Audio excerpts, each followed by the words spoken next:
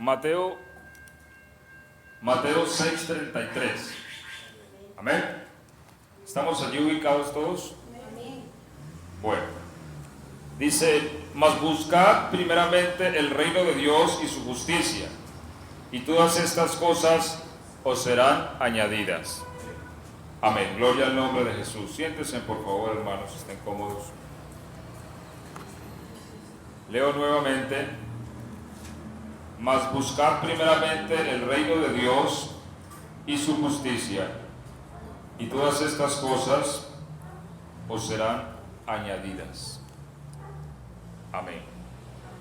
Bueno, continuamos entonces esta mañana con el tema que hemos venido trayendo acerca del reino de Dios. Y pues bueno, ya cabe resaltar que hemos hecho algunas diferencias notables entre lo que es la gracia que hemos recibido en Cristo Jesús y lo que es el reino de Dios.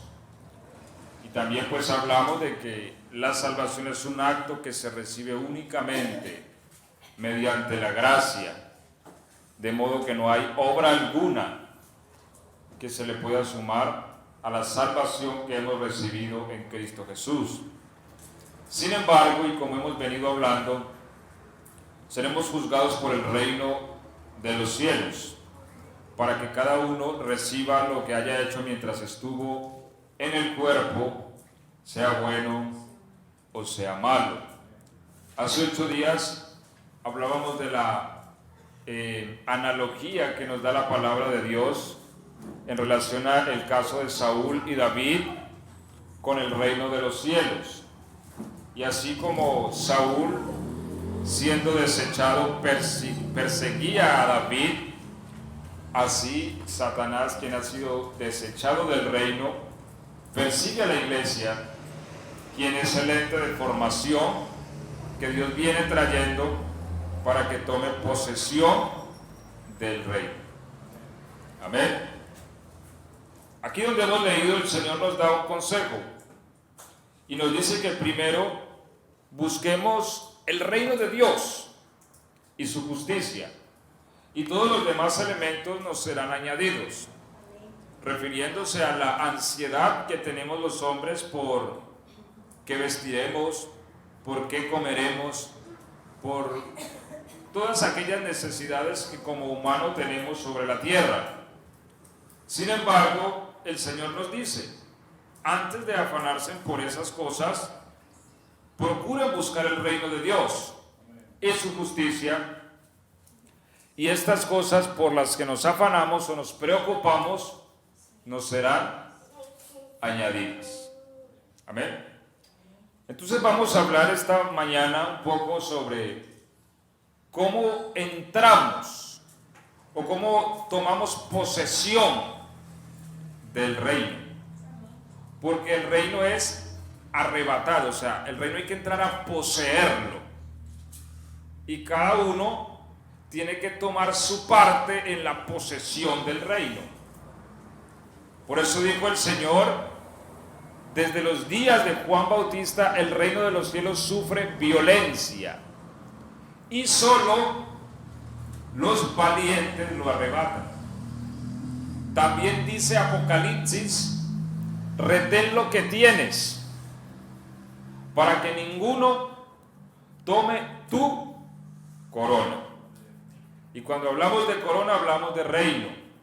Así que yo puedo tener una porción en el reino, pero otro se puede quedar con lo mío. ¿Por qué? Porque no hice lo que tenía que hacer y ese otro lo hizo. ¿Sí me hago entender? Y esto de corona no se refiere a la salvación, porque hay salvación gratuita para todos.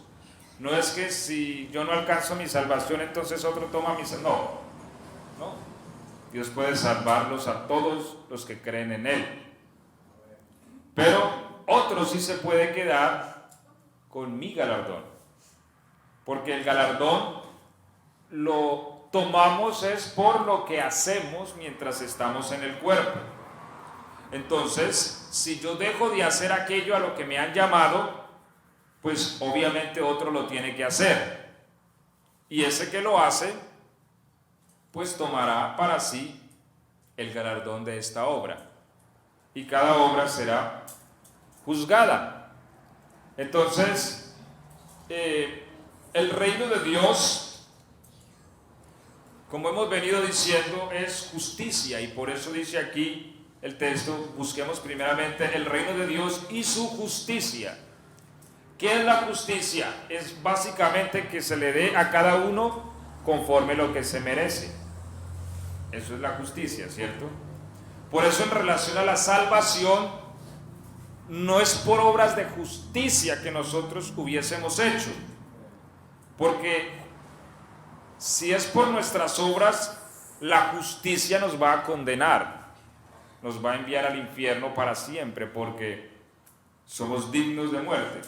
Sin embargo, Cristo ha hecho todas las exigencias de la justicia de Dios para que nosotros seamos hallados inocentes delante de Dios y seamos hallados sin culpa alguna, ¿cierto?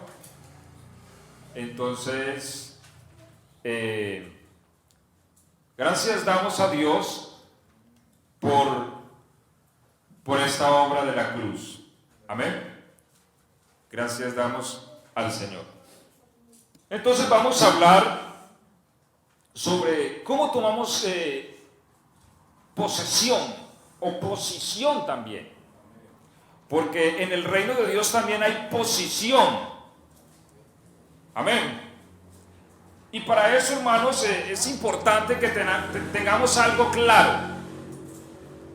En el reino de los cielos no todos tienen el mismo rango de autoridad, como en todo gobierno. Y eso es importante entenderlo, porque cuando no se entiende eso, entonces no podemos vernos a nosotros mismos y considerarnos según la medida de la gracia que hemos recibido en Cristo. Ese fue el problema de Satanás. Él tuvo una concepción desmedida de sí mismo. Y pese a que Dios le dio mucho y Dios le dio una posición muy alta, él tuvo una concepción muy desmedida de su propio ser. Y esto lo llevó a la perdición. El apóstol Pablo dijo: ninguno tenga más alto concepto de sí mismo que el que debe tener. O sea, uno debe tener el concepto de uno como debe ser, ni muy alto, ni tampoco por debajo, porque eso también es un problema. Cuando Dios lo ha puesto a uno en una posición y uno no entiende la posición en que le han puesto, también es malo. Porque dice la Biblia que quien es puesto en lugar de honra y no lo sabe, viene a ser como las bestias que perecen. Entonces Pablo dice: ninguno tenga más alto concepto de sí que el que debe. O sea, hay una posición en la que debemos tener el concepto de nosotros mismos. Y esto es reino. En el reino de Dios todos tienen una posición diferente. Y hay autoridades, como en todo reino. Y cuando nosotros tenemos claridad de esto, entonces identificamos autoridades espirituales.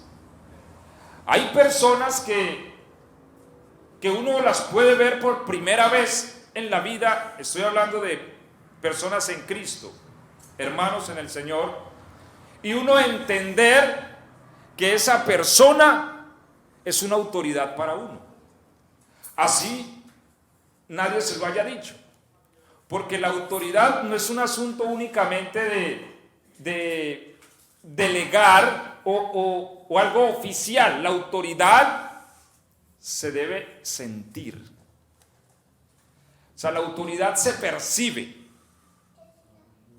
Y no se trata tanto de que alguien pelee porque es que la autoridad soy yo, no. El día que la autoridad se tenga que parar a decir que es que la autoridad soy yo, es porque las personas no la están viendo. Y ahí hay un problema. Cuando la autoridad no se puede ver, hay un problema de deficiencia. Porque la autoridad se percibe. Y así, Dios da autoridad a cada uno según la medida de su reino. Por ejemplo, Pablo, como apóstol, dice la Biblia que entre ellos habían muchos más apóstoles. Timoteo era apóstol, Tito. Bueno, hay otra lista de apóstoles que él nos da. Sin embargo, la Biblia deja ver la autoridad de Pablo. Es más, Bernabé fue primero que Pablo, que es con quien inician el primer viaje misionero. Y si usted nota, cuando se empieza a hablar de Bernabé y Pablo, la Biblia menciona primero a Bernabé, porque en los inicios Bernabé era autoridad para Pablo. Él fue el que lo guió y lo orientó en el Señor. Pero hay un momento que el Espíritu le da una autoridad a Pablo, aún por sobre la de Bernabé. Y hay un momento en Hechos de los Apóstoles donde la Biblia sigue llamando primero a Pablo y después a Bernabé. Entonces, en el reino de Dios siempre van a haber autoridades. Lo vemos en los ángeles. Daniel capítulo 10, verso 13. Gabriel, quien es un ángel mensajero, vino a darle una información que el reino de Dios había enviado a Daniel. Sin embargo, el príncipe de Persia fue más poderoso que él porque lo retuvo durante 21 días. Entonces viene Miguel, dice Gabriel que es uno de los principales príncipes. O sea, hay varios príncipes en el reino de Dios y Miguel es uno de los principales príncipes. O sea que aunque hayan príncipes, hay príncipes principales. Amén. O sea, hay príncipes de mayor rango que otros.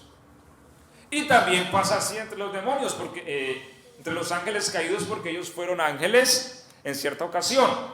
Efesios 6:12 dice que nuestra lucha es contra principados, gobernadores, potestades y huestes. También hay un rango de autoridad. Entonces, en el reino de Dios siempre a uno se le dará más que a otro. Y lo importante es uno aprender a ver tanto lo que se le da al otro como lo que se le da a uno. O sea, si somos maduros espiritualmente, hay un momento en que nosotros tenemos que decir, yo llego hasta aquí, de ahí para adelante tal hermano. Porque entendemos que el reino de Dios le ha dado a él para seguir más allá. Y que a mí me ha dado hasta llegar hasta este lugar. ¿Sí? Eso es madurez espiritual. Porque cuando no hay eso, se forma celo entre creyentes. Y eso es muy perjudicial. Y eso destruye. Entonces es importante entender que a uno se le da una medida, a otro otra, y a mí también se me ha dado una medida. Y es importante que tengamos claridad de la medida que hemos recibido en Cristo. Siempre será así en el reino. Siempre van a haber autoridades. Ya hemos hablado de las diferencias entre lo que es la gracia y el reino, ¿cierto? Porque si hablamos, por ejemplo, del caso de la gracia es recibida tanto mujer como hombre.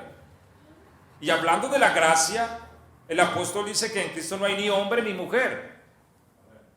No, tanto el hombre como la mujer eran dignos de muerte, pero la gracia les salvó a ambos. Sin embargo, cuando hablamos de reino, la Biblia dice que el hombre es cabeza de la mujer, así como Cristo es cabeza de la iglesia. ¿Cierto? Entonces ya hay una cuestión de ¿qué? De autoridades. No porque Dios sea esto o lo otro, no, sencillamente porque donde no hay autoridad no se puede gobernar. ¿Cierto? Imaginémonos esta ciudad sin gobierno, sin alcalde, sin policía, sin autoridades de tránsito. Entonces cada cual hace lo que quiere y esto se vuelve un desorden. Así que se necesitan autoridades para que haya orden, para que haya gobierno. sea, la autoridad no es porque yo mando y ya, no. La autoridad carga sobre sus hombros una gran responsabilidad. Y es darle orden a todo lo que tiene bajo su gobierno. Dios, cuando Dios llame a juicio, Dios llamará a autoridades, ¿cierto? Autoridades. Por ejemplo, la Biblia dice, sujetaos a vuestros pastores porque ellos velan como quien tiene que dar cuenta, ¿cierto? O sea que un pastor lleva la responsabilidad delante de Dios el día que Dios llame a juicio, porque muchas personas se pueden ver afectadas espiritualmente por el liderazgo. Cuando Dios llame al hombre, le pedirá por su familia entera, su esposa, sus hijos, y así, o sea, conforme a la medida de reino que tengamos, nos van a pedir cuentas. Entonces, la autoridad es un tema de mucha responsabilidad. Entonces venimos diciendo de que en el reino todos tenemos una medida distinta. A uno le dio 5, ¿cierto? A otro le dio ¿cuántos? 2 o 3. 3. Y a otro le dio 1. Conforme a su capacidad, dice la Biblia. Mire que cuando el rey vino y repartió talentos, no les dio a 3, se los llamó y le dio 5 talentos para cada uno, no. A cada uno le dio una cantidad diferente. Quiere decir que en Cristo, cuando se trata de la comisión del reino, a todos nos dan una porción distinta. Ahora, Dios no le pedía 10 al que le dio 1, ¿cierto? Solo le pedía otro. Pero al que le dio 5, sí le pedía 10, porque es que le dio 5. Y por eso dice la palabra que al que mucho se le da, mucho se le demandará. Entonces, a veces nosotros somos ansiosos por recibir, pero entre más nos den, más se nos va a demandar. Entre el reino de Dios más nos dé, más responsabilidad pesa sobre nuestros hombros. Amén. Y Apocalipsis 19:5 también habla de que el Señor tiene siervos grandes y pequeños, ¿cierto? ¿Qué tal si lo leemos? Apocalipsis 19:5.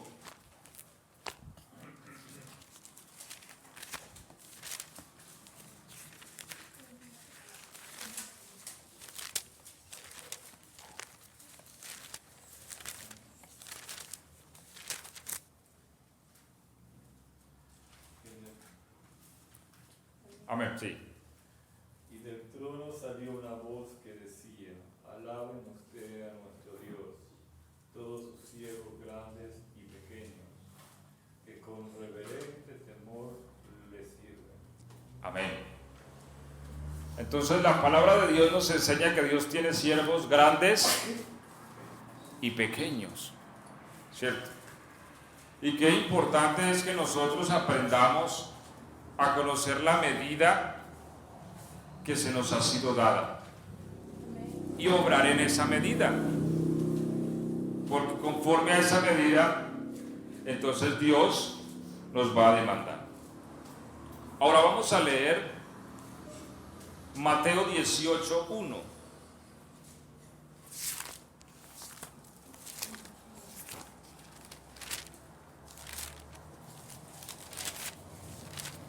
Porque los discípulos comprendían este principio. Y vamos a leer desde el verso 1 hasta el verso 5. 18:1 al 5. ¿Quién encontró? Los discípulos vinieron a Jesús diciendo: ¿Quién es el mayor en el reino de los cielos? Y llamando a Jesús a un niño, lo puso en medio de ellos y dijo: de cierto os digo que si no os volvéis y os hacéis como niños, no entraréis en el reino de los cielos. Así que cualquiera que se humille como este niño, ese es el mayor en el reino de los cielos. Y cualquiera que reciba en mi nombre a un niño como este, a mí me recibe. Amén. Los discípulos tenían una discusión. Aquí son los 12, ¿sí? los apóstoles. Ellos tenían un debate, a ver, ¿quién es el mayor? Esa era como la dudita que ellos tenían entre los 12. Bueno, de nosotros 12, ¿cuál va a ser el más grande en el reino? Y cuando el reino se establezca y se manifieste, ¿cuál va a ser el más grande? Y el Señor se percató de la discusión que ellos tenían. Pero fíjese que el Señor no les dijo, no, es que en el reino de Dios todos son iguales. ¿Ustedes por qué hablan eso? No, porque en el reino de Dios no todos son iguales en posición. Estamos hablando de posición de gobierno. No todos son iguales. Entre más alta sea la posición que se tenga en el reino, más cerca se está del Señor. Por eso hubo un hombre por allá que le ayudó mucho a Pablo, y en una de sus cartas Pablo dice, concédale el Señor un lugar cerca a él en su día. Entonces, entre más alta sea la posición, más cerca se está del rey, ¿cierto? Es como, tomamos un ejemplo del gobierno de un país. Los alcaldes no ven al presidente todos los días. Por allá, una aquí otra vez, de pronto que haya una reunión de alcaldes para debatir algún tema de gobierno. Realmente, quien tiene al presidente más cerca son los altos mandos, como los ministros, o el ministro de Defensa que está ahí cerca, o el vicepresidente, en fin. Entre más alta sea la medida de autoridad, más cerca se está al rey. Así cuando Cristo venga, al que se le dé posición más alta, más cerca está al Señor. Entonces los discípulos tenían esa discusión. ¿Quién es el más grande entre nosotros? O sea, ¿a cuál de nosotros se nos va a dar más autoridad en el reino de los cielos? Entonces el Señor, sabiendo que ellos tenían esta discusión, trae un niño y lo pone ahí en el medio de ellos y les dice, ¿ustedes quieren saber cuál es el mayor en el reino de los cielos? Bueno, el mayor es el que se humille como este niño, el que se haga como un niño. Ese es el mayor. O sea que sí hay un mayor en el reino. Hay posiciones de acuerdo a cómo se adquieran y cómo se tomen. Por eso la discusión que tenía la madre de Jacob de que mi hijo se siente a tu derecha y a tu izquierda en tu reino. El Señor le dice, no, eso es para los que ya está destinado, o sea, para los que ya se han ganado esa posición. Cristo también dijo, en el reino de los cielos vendrán muchos de oriente, occidente, y se sentarán a la mesa con Abraham, Isaac y Jacob. De manera que estos tres personajes tienen una posición de mucho honor en el reino de los cielos. Por eso le dijo el Señor a Abraham, Abraham, yo soy tu escudo y tu galardón será sobremaneramente grande. Entonces, estas personas tienen ya ciertas posiciones. Es como el rey David. Si usted lee la genealogía de Jesucristo en el libro de Mateo, a la única persona que llaman rey es a David. No a Salomón, no a Roboam, ni a ninguno de los otros hijos de David que también fueron reyes. No, la Biblia dice, Isaí engendró al rey David. Y el rey David engendró a Salomón, y Salomón a Roboam, y así. Pero al único que llaman rey es a David. ¿Por qué? Porque el reino de Israel, cuando llegue el reino de los cielos, se le va a dar a David. O sea, David, cuando resucite, él va a gobernar el país de Israel. Los 12 apóstoles van a gobernar cada uno una tribu. Que eso es lo que dijo Pedro, ¿cierto? Nosotros le hemos dejado todo, ¿qué tendremos? El Señor les dijo, habrán 12 tronos y cada uno de ustedes se sentará y gobernará cada uno una tribu de Israel. Y así sucesivamente. Todo esto tendrá que ser gobernado cuando Cristo regrese. Argentina tendrá que ser gobernado cuando Cristo regrese. esta ciudad, el Mar del Plata, tendrá que ser gobernada. ¿Quién la va a gobernar? Bueno, eso depende de quién se lo gane. Por eso dice el texto, ven, buen siervo fiel, sobre poco me fuiste fiel, sobre lo mucho te pondré. Ven y gobierna sobre estas 3 ciudades. Es que el Señor va a repartir despojos, eso dice Isaías 53, pero con los fuertes, con los valientes. En el mundo hay cerca de 2 millones de ciudades, hablando de ciudades de 100,000 habitantes hacia arriba, cerca de 2 millones. Y todo ese reino, el Señor lo va a repartir entre los fuertes. Amén. Pero entonces, el tema de esta mañana es cómo entramos a arrebatar ese reino. O sea, cómo tenemos posición, porque lo que busca Satanás es desorientar nuestra visión. Y a veces quiere que nuestro corazón se preocupe por alcanzar posición en esta vida. Y ese es el problema, porque es que la posición en esta vida nos hace perder el reino. Es lo que le pasaba a los escribas y fariseos. Dice la Biblia que amaban orar en las esquinas para que la gente los viera y les aplaudiera. Pues de cierto, dice el Señor, ya tienen su recompensa. ¿Cuál? El aplauso de los hombres. Entonces uno, ¿para qué el aplauso de los hombres y cuando llegue el reino sin nada? Entonces, de allí donde el enemigo busca que nuestro corazón se preocupe por posiciones en esta vida, para que no veamos el reino. Pero entonces aquí es donde el Señor nos da unas pautas de cómo adquirimos grandeza en el reino. Porque se puede adquirir grandeza en el reino de los cielos. Hay unas pautas y unas formas de adquirir grandeza. Pero se cumplirá cuando el reino de los cielos se manifieste, se cumplirá el texto que dice que muchos postreros serán primeros. Y muchos primeros van para la cola.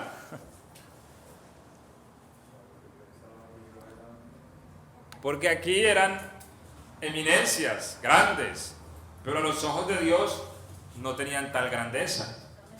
Y el reino de los cielos, que lo manifiesta todo en público, declarará quién es quién. Y muchos que aquí eran primeros, allá serán postreros. Y muchos que aquí eran postreros, que nadie decía, no, ese hermanito por allí, qué pesar, allá serán primeros. Porque así es con Dios. Dios, a los hombres los engañamos, a Dios no.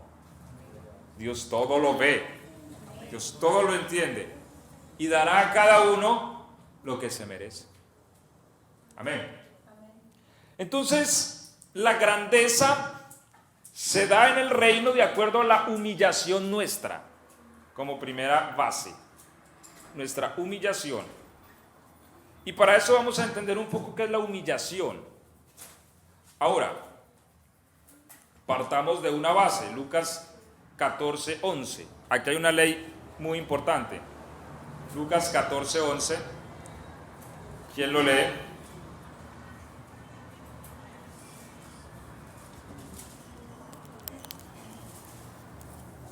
Porque cualquiera que se enaltece será humillado, y el que se humilla será enaltecido. Porque cualquiera que se enaltece será humillado, y el que se humilla será enaltecido. Fijémonos en la gramática de esto. Cualquiera que se enaltece será humillado, y el que se humilla, oiga, no el que lo humilla, no, porque una cosa es que yo me humille, otra cosa es que a mí me humille, cosas distintas.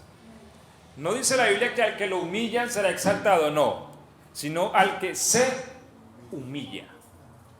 O sea, es una autohumillación.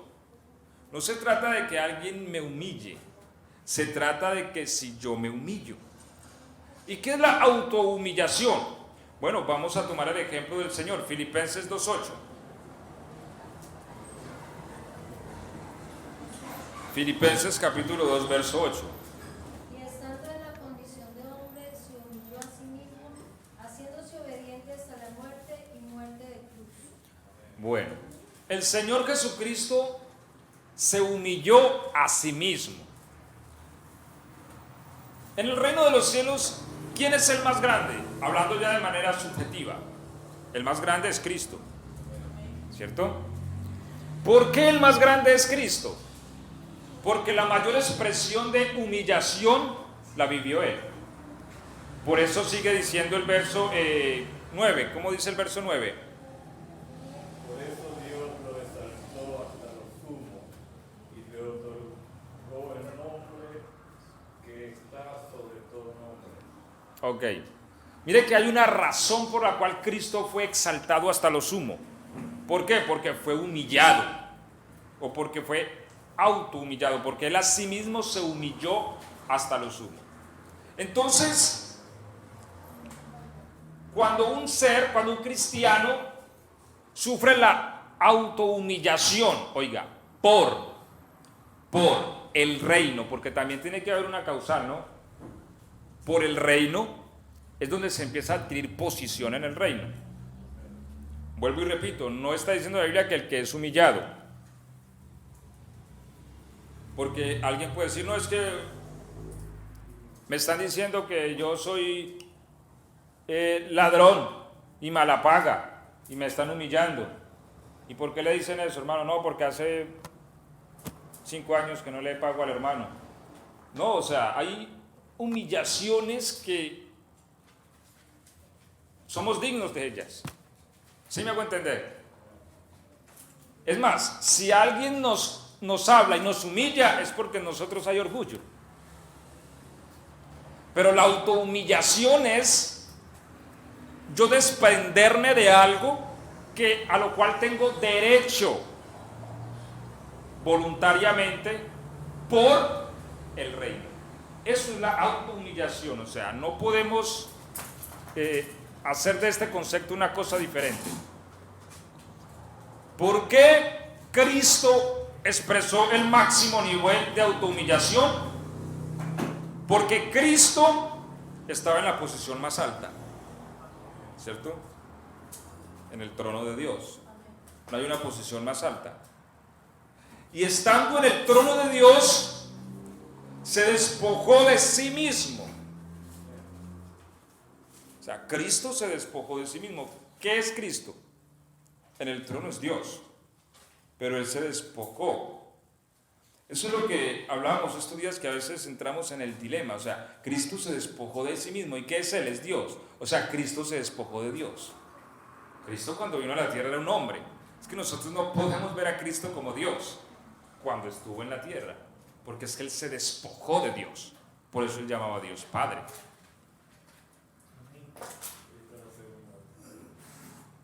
Ahora, cuando Él entra en resurrección, entonces vuelve a su trono. Por eso dice, salí del Padre y vuelvo al Padre. Pero en el tiempo que Él estuvo ejerciendo su ministerio, Él era un hombre. Y ese era el requisito de la ley para la expiación. Amén. Entonces, Cristo estando en la posición más alta, Él se desprende de su posición y va. Y no solamente llega a la tierra, sino que va a la cruz y desciende a los lugares más profundos de la tierra. O sea, del punto más alto desciende al punto más bajo. O sea, Él lo cubrió. Todo el nivel de autohumillación que puede existir, lo cubrió Cristo. Desde el trono de Dios hasta las partes más profundas, es decir, hasta el Seol, descendió. Mire todo. Dentro de esta margen, ningún otro ser ha cubierto estar en esta posición y bajar voluntariamente hasta lo más bajo. Ninguno.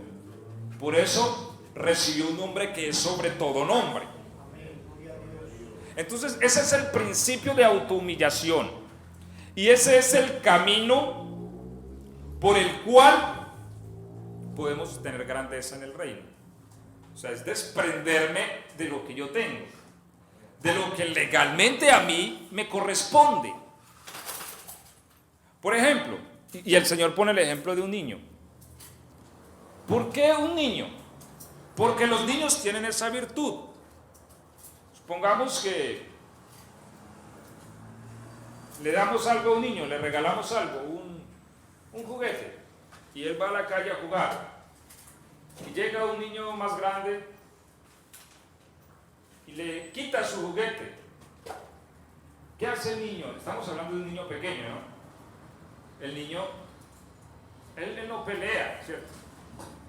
El niño se queda allí y deja que se le lleven lo que le quitaron. O sea, él no tiene ese orgullo de ir y formar un problema y decir, tocar allí y llamar a la policía. No, sencillamente me quitaron. Ahora, su juguete era de él, pero él no pelea. Ese es el principio de Mateo 5. Si alguien te hiere en una mejilla, ponle la otra, ¿cierto? Si alguien te quita lo que es tuyo, no se lo reclames. Eso es un principio de reino. Es decir, hay cosas que aunque nos pertenecen legalmente, o sea, tenemos el derecho de ellas, nos negamos por el reino. Eso es lo que nos da grandeza. Por ejemplo, la Biblia habla de los eunucos, ¿cierto? Cuando el Señor habla del tema del divorcio, alguien dice, no, pues si es así no conviene casarse. Y el Señor habla de los eunucos y dice, bueno, hay eunucos que han sido hechos por los hombres, otros nacen eunucos, pero dice, otros se hacen eunucos a sí mismos por causa del reino. ¿Y eso qué quiere decir? Bueno, leamos el texto que está por aquí en 1 Corintios 9:5.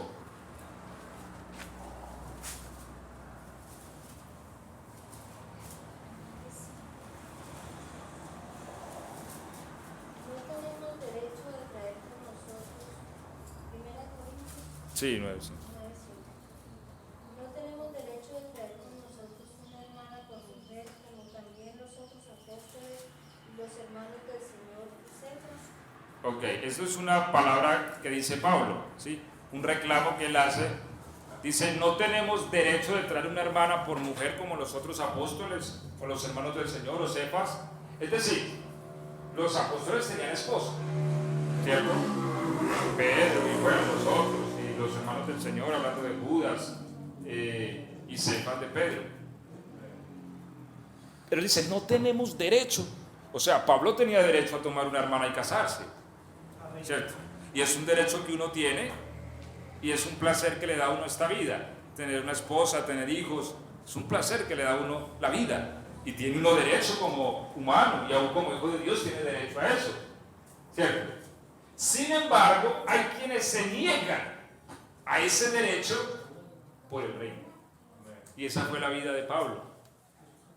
Pablo se negó a tomar mujer por el reino.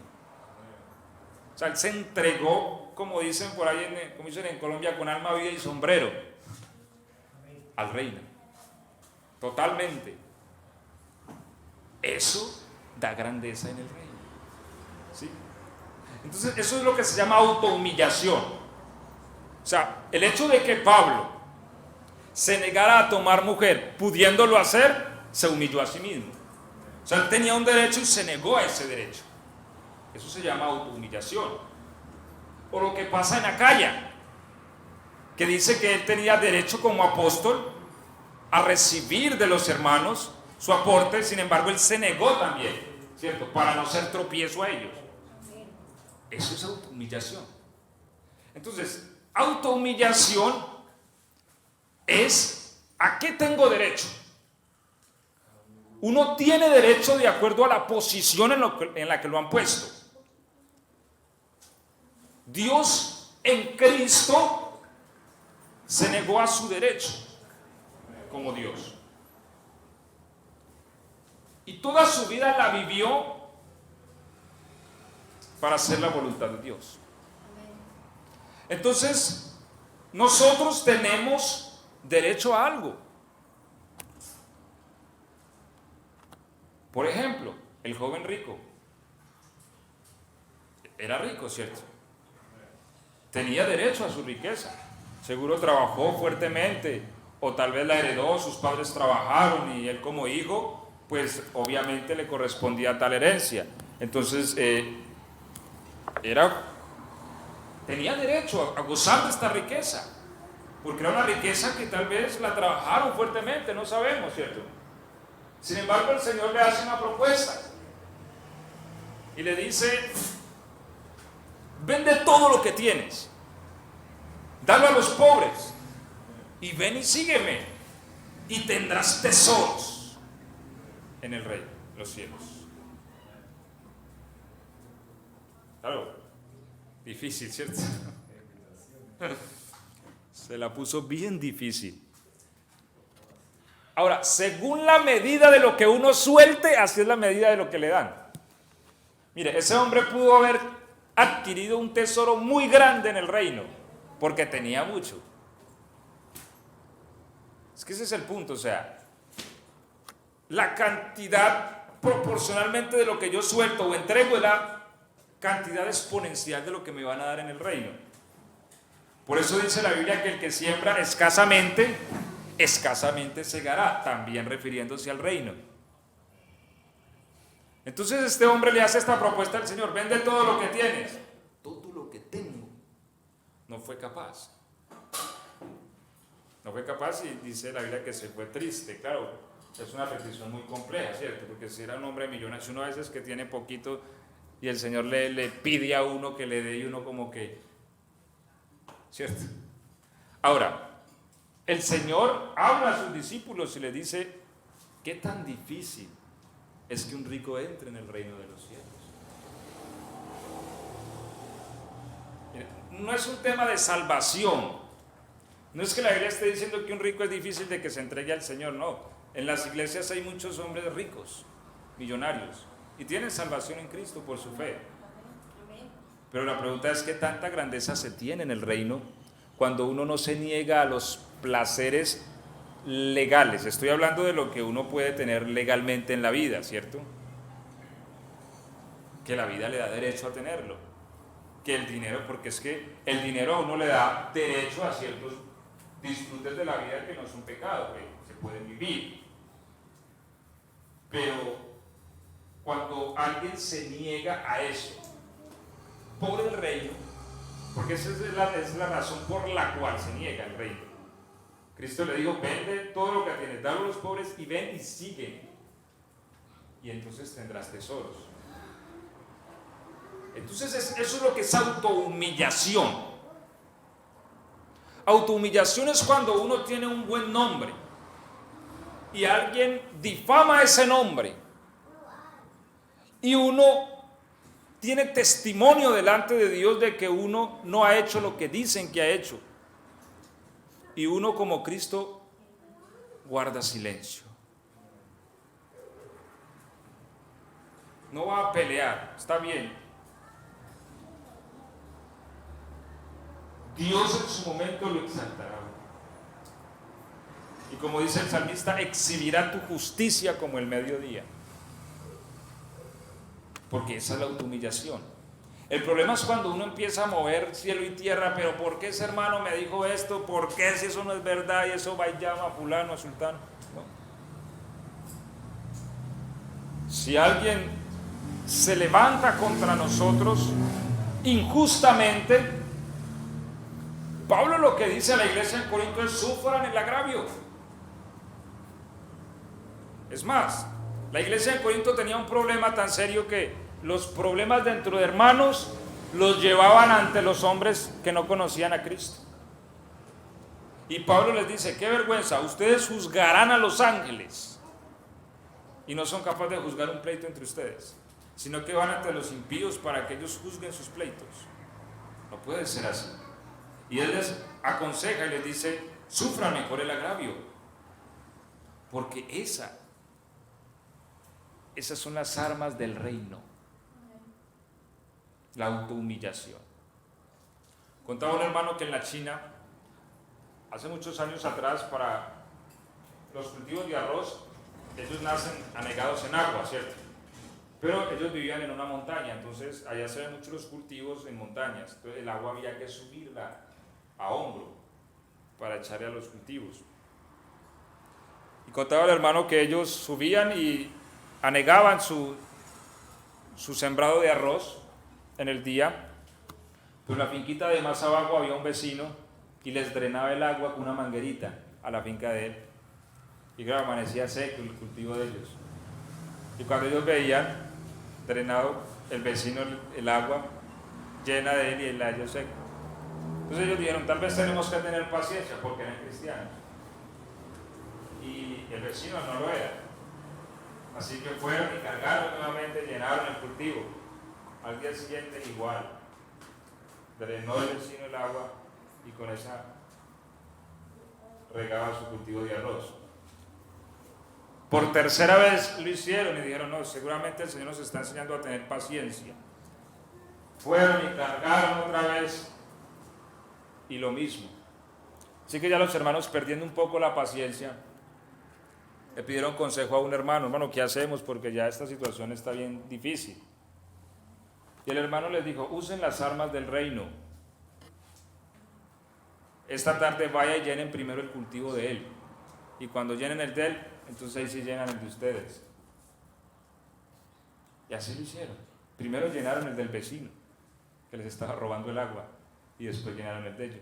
Miren, ellos no tenían que hacer eso, porque si nos vamos al derecho, el derecho es llenar su cultivo y el otro que trabaje. Sin embargo, ellos se negaron a ese derecho por el reino. Y cuando el vecino fue a drenarles el agua, se dio cuenta que el cultivo de él ya estaba regado. Así que eso le pareció muy impactante. Y eso hizo que el vecino se acercara a ellos y les preguntara por qué hacían eso. Y ellos le dijeron, porque somos cristianos. Y les predicaron el evangelio y el vecino se entregó al Señor. ¿Sí? Entonces mire a qué conduce el reino. Por eso Cristo dijo, si alguno te obliga a llevar carga por 1 milla, ve con el 2. ¿Y esto qué quiere decir? Bueno, en tiempos en que el Señor estaba en la tierra, el pueblo judío estaba bajo el imperio romano. Entonces era ley que si un soldado romano se encontraba con un judío, lo obligaba a que su equipaje militar se lo cargara por 1 milla. Se lo soltaba y, judío, ¿me cargas esto? Y eso era ley. Por eso dice, si alguien te obliga a llevar carga por 1 milla, entonces el militar se quitaba su equipaje y se lo ponía al judío, y el judío cargaba 1 milla. Cuando llegaban a 1 milla, el soldado le decía, dame el equipaje, ya se han dado 1 milla. Pero entonces el cristiano le decía, no, voy otra.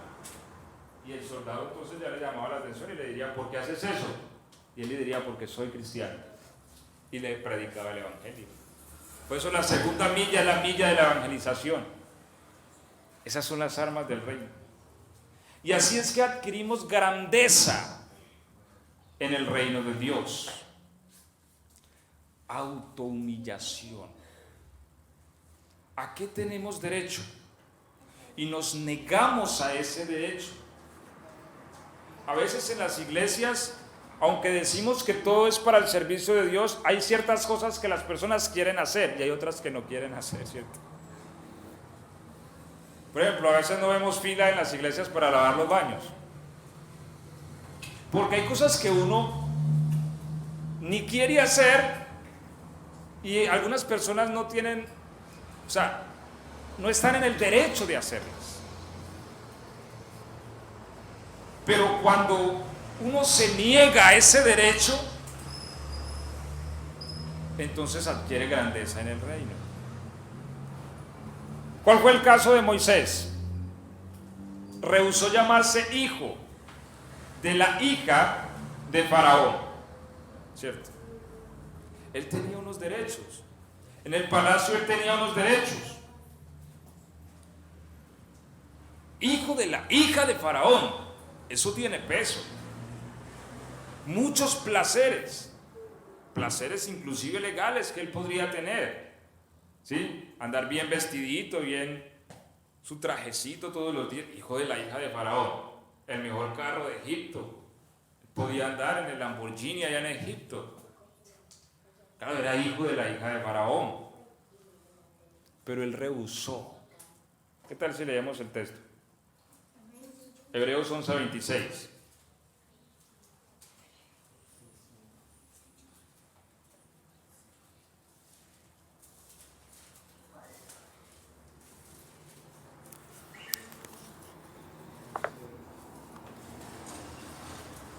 Como dice Hebreos 11:26. Consideró que lo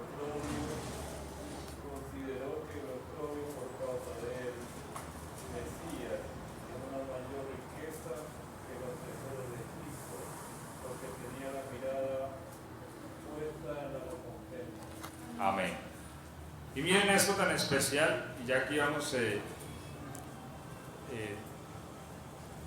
terminando. Vamos a hablar un poco de Moisés y tocamos otro de esto para terminar. Pero miren este asunto. Moisés, ¿a dónde tenía puesta su mirada? En la recompensa, en el galardón. Por eso yo les decía estos días, ¿por qué tantos cristianos entran al cristianismo y se van? Porque nunca vieron. Cuando uno ve a qué lo han llamado, uno sufre vituperios y lo que se venga por Cristo, porque uno tiene claro para dónde va. Aquí ninguno de nosotros tiene comprados días. Yo no puedo decir, es que yo compré 500 días o 10 años o 20 años en la tierra. No, hoy estamos aquí, mañana no sabemos. La muerte nos puede llegar en cualquier instante. Sin embargo, la recompensa es eterna, y lo que el reino nos dé, eso ya no lo puede quitar nadie, porque el que entra en resurrección, dice la Biblia, que no verá más muerte. Entonces aquí podemos luchar por posiciones y riquezas, pero el día de mañana morimos, y eso no nos lo pueden echar al ataúd, no nos lo pueden echar cuando nos entierren, ¿cierto? Pero lo que hayamos hecho para adquirir tesoro en el reino, eso sí tiene un valor eterno.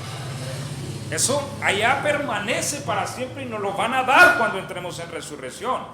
Entonces Moisés tenía, mire, aunque Moisés existió por allá tal vez unos 3000 años antes de la iglesia o 2000 años, a veces vemos que tenía más claridad que muchos cristianos hoy día, porque sabía que había un galardón, sabía que vendría el reino, sabía que había una recompensa, y esa claridad era tan grande que él tenía, que rehusó llamarse hijo de la hija de Faraón. Mire, él no rehusó a cualquier cosa.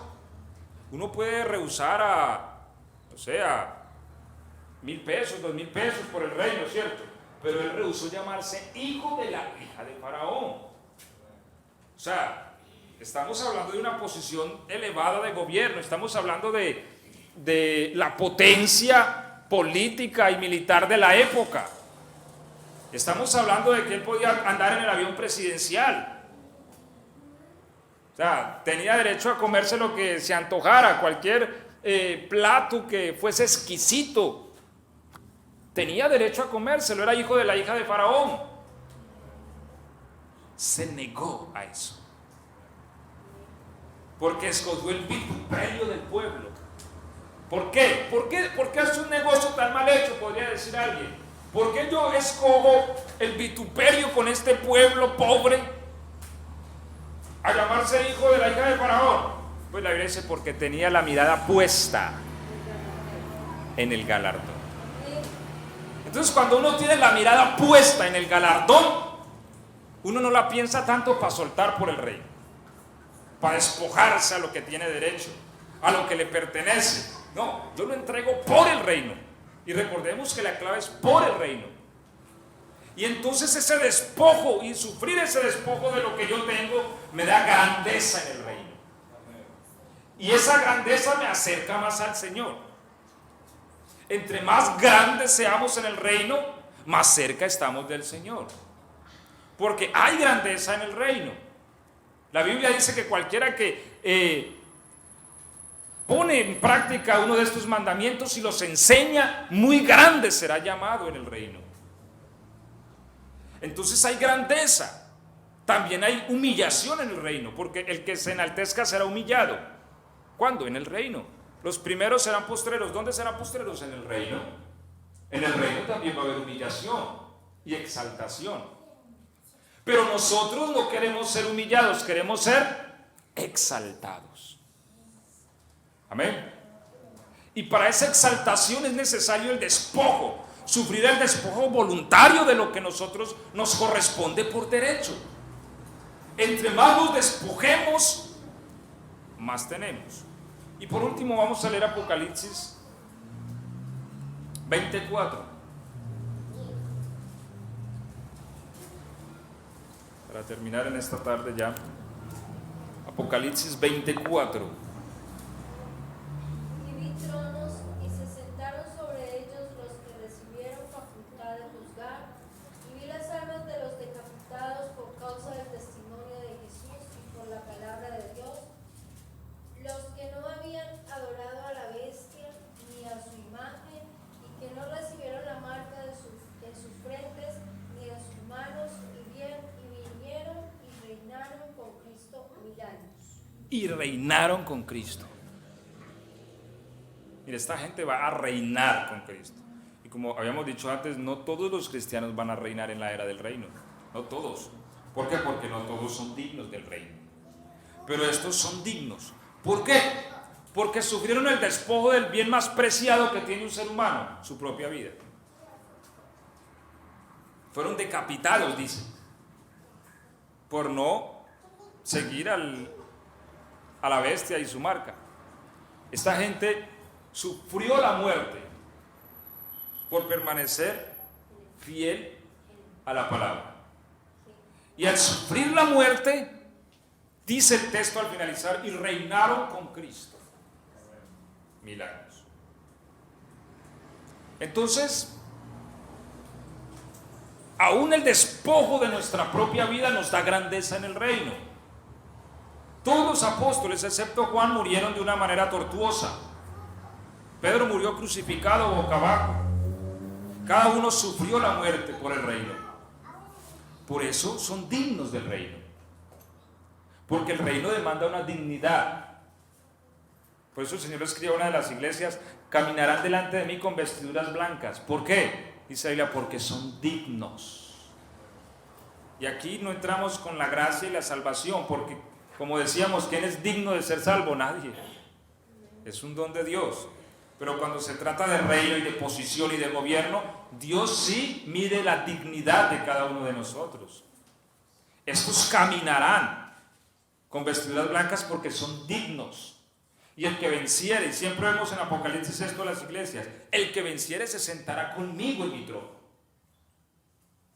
El que venciere. Estos son los que son dignos. Entonces, hermanos, concluimos esta mañana diciendo: si ponemos nuestra mirada en el galardón y si queremos grandeza en el reino de los cielos, debemos empezar a hacer algo hoy, porque no conocemos el número de días que nos queden. Así que debemos medir a qué tenemos derecho y estar dispuestos a despojarnos de este derecho a causa del reino. Cada vez que suframos el despojo, así como Cristo, siendo Dios, sufrió el despojo de sí mismo, teniendo derecho porque es Dios, sufrió el despojo. Así nosotros, a cada uno de nosotros se nos ha dado cierta medida en esta vida de gloria, de adquisición, de posición, a la cual tenemos derecho. Si nos negamos por causa del reino, eso nos dará grandeza y posición. Amén. Y de esa manera es que arrebatamos el reino. Cristo mismo pudo haber hablado yendo a la cruz. ¿Por qué no te defiendes? Lo golpeaban, le daban en la cara. Él tenía derecho a hablar, claro, él tenía derecho, si él era justo. ¿Por qué lo trataban así, como ladrón, como un delincuente? Él tenía derecho a hablar y a defenderse, eso lo tiene derecho cualquier ser humano. Cuando usted es capturado, usted tiene derecho a defenderse, y si usted no sabe defenderse, contrate un abogado, pero tiene derecho. Cristo tenía derecho a hablar, pero la Biblia dice que calló, enmudeció su boca. Como cordero fue llevado al matadero y no abrió su boca. enmudeció delante de sus trasquiladores, se negó a su derecho.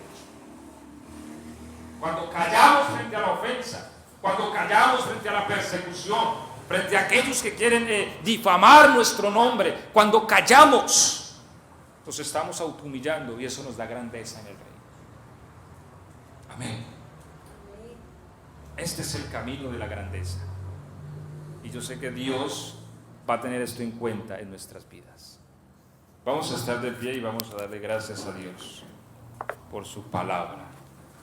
Y qué bueno que cada día tengamos en cuenta esto y cada momento miremos la oportunidad de adquirir grandeza en el reino. Cada vez que veamos el reino aquí, allí o en cualquier parte de donde estemos o en lo que estemos haciendo, veamos el reino, busquemos la oportunidad de despojarnos por el reino y de esa manera ser grandes para Dios.